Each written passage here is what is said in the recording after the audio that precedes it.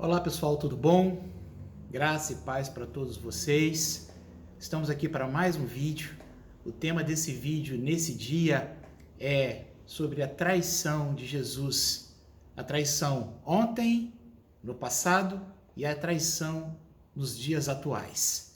Nosso texto base está em Mateus 25:16, que diz assim: Antes da gente começar a ler a palavra, eu peço que vocês curtam o nosso canal, compartilhe, comente o nosso canal, divulgue para os seus amigos, porque é muito interessante que esse vídeo ele tenha um alcance maior para que mais pessoas sejam edificadas.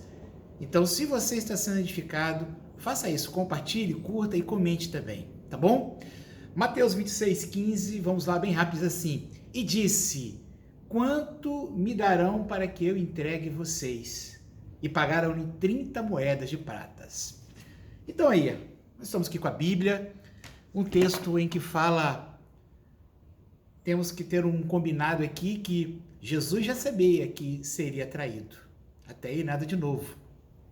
Ele saberia da forma, até mesmo quem. Mas, como Jesus é Deus, ele também deixa o homem ter um livre-arbítrio.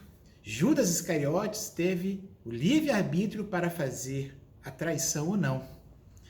E quando a gente para pensar nesse ato de Judas, um homem que, como os outros 12 apóstolos, caminhou com o Senhor, pôde ver o dia a dia do Senhor, viu que no Senhor não havia maldade, via que as Escrituras elas se cumpriam nele próprio, em Jesus, viu sinais grandiosos, a multiplicação dos pães, viu curas maravilhosas, palavras de sabedorias grandiosas, vivia ali no convívio com os outros apóstolos.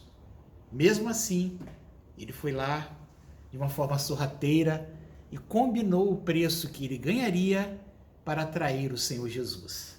Então a gente vê nesse texto aqui que foi cobrado 30 moedas de prata, não é nada para alguém ficar rico, mas é um valor simbólico, que a Bíblia traz esse valor simbólico em outras circunstâncias. Mas o nosso foco aqui é de ver como que o homem é capaz de trair ao Senhor. E quando nós falamos em traição, nós falamos da pessoa próxima. Ninguém que trai o outro é uma pessoa distante. Geralmente é um melhor amigo. Geralmente é uma pessoa que está muito próxima de você, que a traição ela se configura dessa forma, com alguém que está muito próximo de você. E nessa hora a gente sente a dor, do que é ter sido traído. Então, meus irmãos, ali, mesmo diante de todo esse panorama, Jesus continua fazendo seus feitos.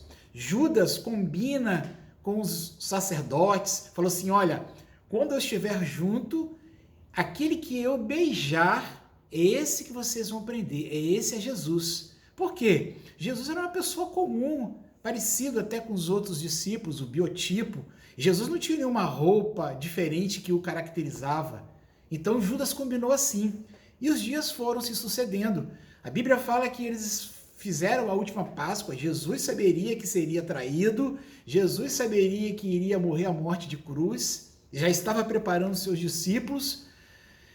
E no momento da ceia, Jesus fala assim: um de vós há de me trair. E Judas pergunta: por acaso sou eu, Senhor?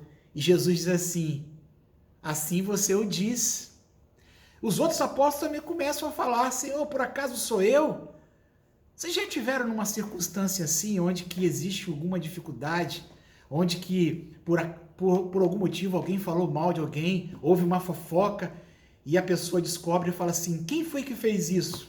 Mesmo a gente não tendo feito, nós que estamos próximos, nós ficamos assim, Será que fui eu? Será que eu traí o meu amigo sem saber? Será que eu falei demais?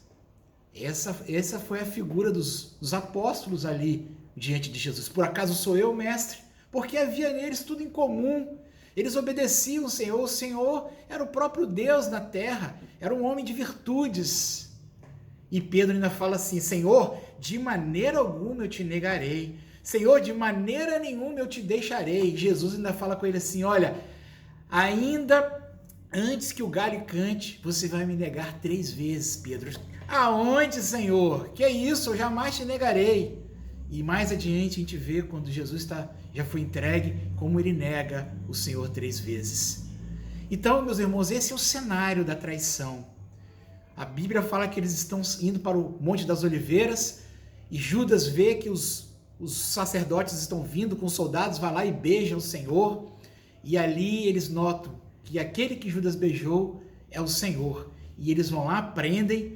Ainda tem aquela cena interessantíssima da ousadia de Pedro, que vai lá e tenta não deixar que Jesus seja levado pelos soldados, pega a espada e ainda corta a orelha de Malco, um dos soldados, e Jesus repreende, e Jesus vai com os seus soldados. Louvado seja o nome do Senhor por isso. Então está aí, está instalada aí toda a situação da traição.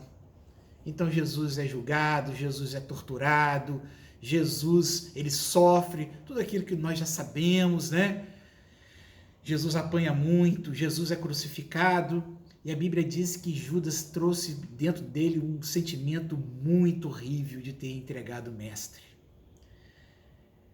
E a Bíblia diz que ele acabou tirando a sua própria vida, né? Nós não vamos entrar nesse detalhe, mas o que eu quero entrar no detalhe com você é de saber, quando a gente olha isso, Judas, ninguém quis mais ter um sobrenome Judas, ninguém quer mais ter um sobrenome, ninguém vai colocar o nome de um filho de Judas, não é assim? Você coloca de Pedro, você coloca de João, você coloca de Tiago. Judas ficou, apesar de ser um nome que fala que é um tipo de Judá, Judas ficou um estereótipo de traidor, daquele que trai. Nas ruas é comum ainda, no sábado antes da Páscoa, malhar o Judas. Sempre uma figura que está em baixa com a população, eles colocam o nome de Judas, né? Sempre é assim. Então Judas ficou um nome amaldiçoado. Judas ficou um nome que ninguém quer colocar no seu filho, porque quando fala Judas, é como se fosse um sinônimo de traidor, daquele que traiu o nosso Senhor e Salvador Jesus Cristo. Não houve lugar de arrependimento para ele. A Bíblia fala que ele não conseguiu. A consciência dele foi de tal maneira que ele não conseguiu encontrar arrependimento e ele tentou, deu fim da sua vida. Meus amados, essas características, né, daqueles que, quando a gente olha assim, como que eu estava falando, ninguém coloca mais o nome de Judas, assim como Hitler, ninguém coloca o nome de Hitler. Aonde tinham pessoas que tinham o sobrenome de Hitler, depois do nazismo, depois da guerra, esses nomes foram mudados no cartório, porque essas pessoas eram perseguidas pelo poder do nome, do que tanto aquele nome representava. E Judas é assim também, Judas representa traição. Quando alguém me trai, ou quando alguém trai alguém, fala assim, você é um Judas, porque você traiu. É bem assim. Então houve uma sentença, né? Nós sabemos que nós temos o livre-arbítrio para fazer qualquer coisa. Tudo me é lícito, mas também nem tudo convém que eu faça. E Jesus de maneira nenhuma impediu de Judas de o trair. Pelo contrário, deixa as coisas acontecerem, deixa a profecia acontecer. E assim aconteceu. Meus amados, quando a gente olha essa figura, Judas, como é que Judas pode ter traído o Senhor?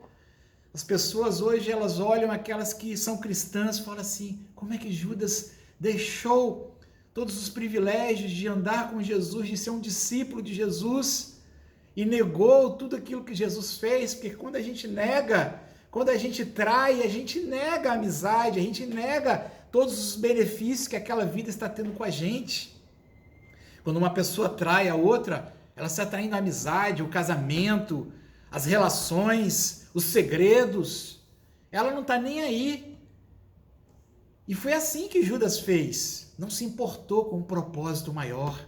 Jesus falou assim, eu haverei de morrer e eu haverei de enviar o Espírito Santo Consolador. Vocês estarão um dia comigo na eternidade. Enquanto vocês não forem, vocês farão sinais ainda maiores do que eu faço. Estavam aprendendo com Jesus. Judas era ali o homem que ajudava a cuidar das contribuições que chegavam para esse ministério. Mesmo assim, traiu a Jesus. Então, quando a gente olha, que coisa difícil. Parece que está tão distante da gente. Mas eu te digo que não está não. E se eu te disser que as pessoas continuam traindo Jesus? E se eu lhe disser que pessoas que têm intimidade com Jesus, que falam até mesmo, Senhor, eu jamais te negarei, Senhor, eu sou teu servo. Senhor, eu profetizo no teu nome. Senhor, eu prego a tua palavra. Senhor, existem um monte de discípulos meus que te seguem, mas que essas pessoas estão abrindo mão de andarem com Jesus para atrair Jesus, abrindo mão de todos os benefícios de Jesus. E hoje ninguém está entregando Jesus para a morte, não, porque Jesus morreu, ressuscitou, está lá na glória com o Pai. Só esperando um dia voltar para buscar a sua igreja. Mas nós sabemos que as pessoas têm traído Jesus, têm trocado os valores de Jesus, tudo aquilo que Jesus pregou com preço de sangue, tudo aquilo que o Senhor nos deu com tanto amor e carinho, todas as partes do evangelho que Jesus ensinou, amar a Deus acima de todas as coisas e ao teu próximo a ti mesmo, os sinais de cura, a jejuar, a buscar, as bem-aventuranças. Meus amados, os sinais que aconteceu ali na crucificação de Cristo, ainda hoje tem pessoas que estão traindo Jesus, estão deixando os preceitos bíblicos, aquilo que eles leem, sabem decorados, por valores, às vezes, por dinheiro. Pessoas têm abandonado a fé, traído o evangelho de Jesus por questões financeiras. A parte financeira está falando mais alto em sua vida. Tem pessoas que estão deixando Jesus, está traindo Jesus por relacionamentos. Além de estar traindo a sua esposa, o seu cônjuge, trai também a Jesus, a aliança de noiva amada, imaculada. Tem pessoas que, assim como Judas, nossa, como é que pode ter traído o mestre? Jesus é mestre ainda hoje. Tem pessoas largando todas as qualidades de Cristo, todos os preceitos de Cristo, por questões humanas, por valores humanos. Então, seja financeiro, seja porque relacionamento, sexo, fama. Tem pessoas deixando Jesus por fama, tem pessoas ficando mais famosas do que Jesus, querendo aparecer mais do que Jesus e negando a Cristo.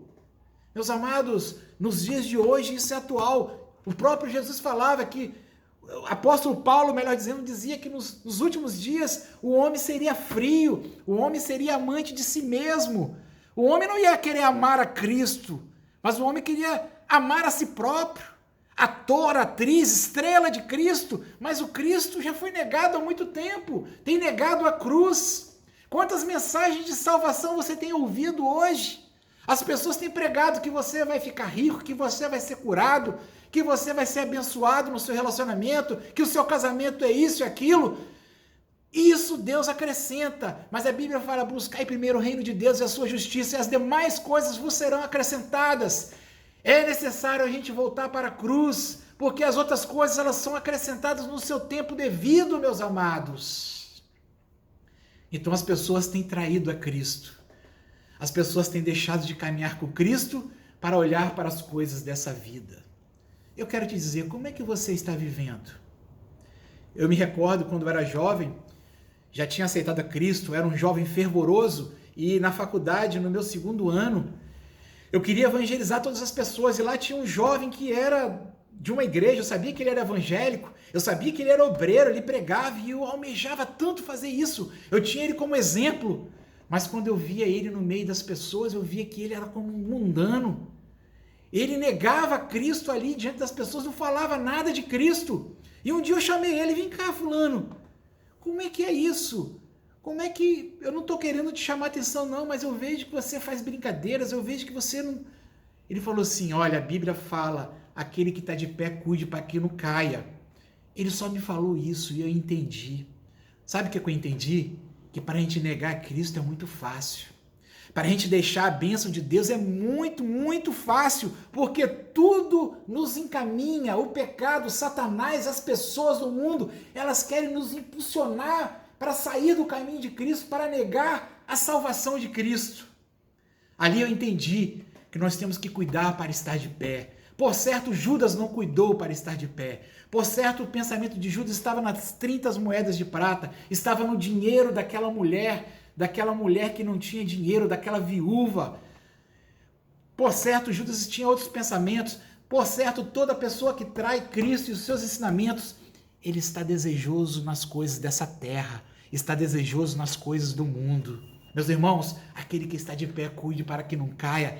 é uma palavra. E aquele jovem muito sábio, né, que eu dei como experiência aqui, na revelação ele me deu aquela palavra e eu captei. Eu falei assim, então eu tenho que estar sempre buscando a Deus. Logo depois veio aquela palavra, quando estou fraco é aí que eu estou forte. Então muitas pessoas acham que eu sou poderoso, eu sou o pregador de Cristo, eu sou o homem do louvor de Cristo. E deixa de ter a sua base em Cristo. Deixa de ter a sua vida cristocêntrica e passa a viver a sua vida conforme Ele quer. Nesse momento começa a negar Cristo. E aí, se ele não abrir os olhos, e se ele não tiver alguém que o pastoreia, alguém que o chama, ó, isso não é assim não, viu? Cristo é assim. Muitas vezes a gente precisa ser chamado a atenção, por isso que a gente precisa ser sempre discipulado por outro, por isso que mesmo os pastores, nós pastores, temos que ter alguém que nos pastoreie, sempre alguém para nos ter uma palavra, para nos chamar a atenção, porque quando eu estou achando que eu sou forte, eu sou fraco, mas quando eu acho que a minha força é limitada e eu tenho que confiar em Cristo para pregar, eu tenho que confiar em Cristo para ler uma palavra, nessas horas é que Cristo aparece com força na nossa vida e a gente exalta Ele na nossa vida. Vivemos dias difíceis, dias que as pessoas têm negado a Cristo, sim. E eu quero saber, e você, como é que está com Deus? Como é que você está com Cristo, meu amado? Essa palavra pode ser uma palavra dura, é ruim de pregar, às vezes, com uma palavra assim que chama atenção. Muitas vezes você pode achar que eu estou brigando com você, não é isso não. Mas o evangelho é feito assim, é como um pai que chama a atenção do filho e se desperta para a realidade. A minha grande vitória no evangelho foi sempre permitir ser corrigido. Alguém que chegava como aquele jovem falou para mim assim, aquele que está de pé, cuide para que não caia. Eu não achei ruim não, pelo contrário, eu recebi aquilo como uma bênção de Deus. Meus amados, que possamos mais servir a Cristo. Que você possa, se você está começando a negar, faça um concerto com Deus. Volte aos caminhos do Senhor. Leia a palavra. Olha, aqui está o segredo para todas as coisas. Ah, mas a minha vida é assim. Você vai ter tantas desculpas. Mas eu quero te dizer, permaneça firme na presença do Senhor. Não negocie a Cristo. Não faça como Judas. Olha, quanto vocês vão me dar? Ou então, olha, para eu receber esse emprego eu tenho que fazer isso. Olha, para eu receber aquilo eu tenho que fazer aquilo e deixar de estar na presença do Senhor. Não faça isso não, porque o bem maior para a sua vida é Cristo Jesus. Então hoje é dia de você se restaurar com Cristo. E é dia de você que está de pé cuidar para que você não caia. As pessoas, Cristo foi traído lá atrás, mas tem sido traído nos dias de hoje também. Que não seja através de você, que você seja bênção, que você seja luz no meio das trevas para as pessoas. Amém, meus amados? Essa era a palavra de hoje. Espero que você tenha gostado. Eu espero que você compartilhe essa palavra com algum amigo seu. Curta a mensagem neste canal, né? Se inscreva também, que isso é muito importante para que outras pessoas recebam, tá bom? Então, seja fiel a Cristo. Jamais o negue. Cuide para que se permaneça de pé. Que Deus te abençoe e Deus te guarde.